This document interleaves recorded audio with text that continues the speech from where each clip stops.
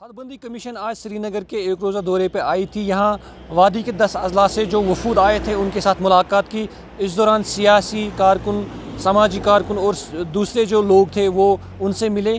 तो उन्होंने ETV भारत के साथ बात करते हुए कहा कि जो उन्होंने अपनी राय और एतराज़ात हदबंदी कमीशन के सामने पेश किए, उन्होंने क्या कहा, आइए सुनिए। अपनी पार्टी बिल्कुल अपने मौक़िफ़ पे डटी हुई है। अभी अंदर जब डिलिमिटेशन कमीशन से बात हो रही तो हमारे जो कायद मेरे साथ हैं, नूर मोहम्मद शेख साहब XMLA बटमाल और हमारे सदर ज़िला श्रीनगर है, तो इन्होंने वहाँ उनको बताया कि शहरी श्रीनगर को आबादी के तनासब के मुताबिक एक और सीट ड्यू बनती है, तो हमें एक और सीट शहरी श्रीनगर के लिए क्रिएट कर लीजिए। ऐसे बडगाम में पॉपुलेशन के हिसाब से और एक सीट बनती है।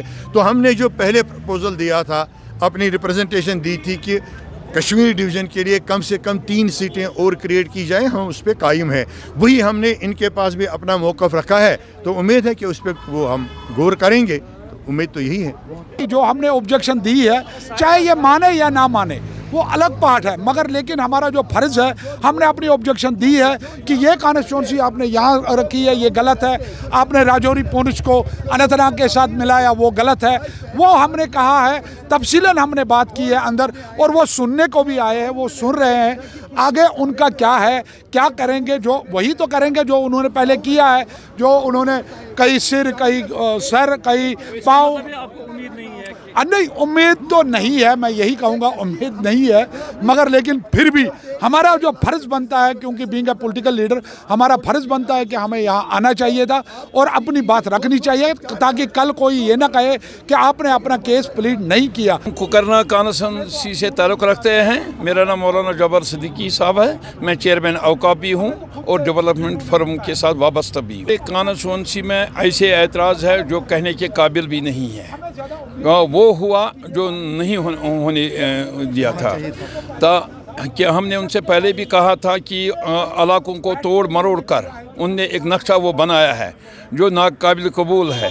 एक इलाके से दूसरे इलाके के से उसमें तो 25-30 किलोमीटर की दूरी वहाँ पर होती है, और लोगों को डिलिमिटेशन कमीशन की वजह से बहुत परेशानियों का मुकाबला करना होगा।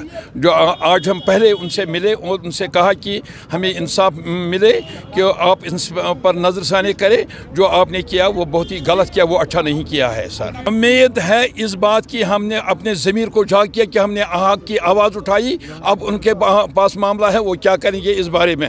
ताहम ज़्यादातर लोगों का कहना है कि इसमें कोई तब्दीली नहीं होगी। जी, मैं ब्रैंक कॉन्स्टिट्यूंसी से आई हूँ, ब्रैंक कुकरनाग से। BDC chairperson Parveena Akhtar. आज हमें डिलिमिटेशन कमीशन मैडम से मुलाकात की है और हमारे जहाँ कुकरनाग के मसले मसाइल थे वो उसके आगे रखे।